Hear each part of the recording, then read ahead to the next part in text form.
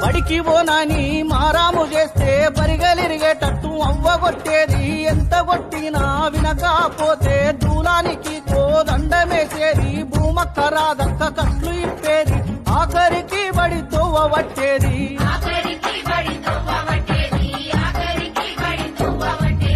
ఎట్లున్నవే నా పల్లె, నువ్వు ఎట్లున్నవే నా తల్లి,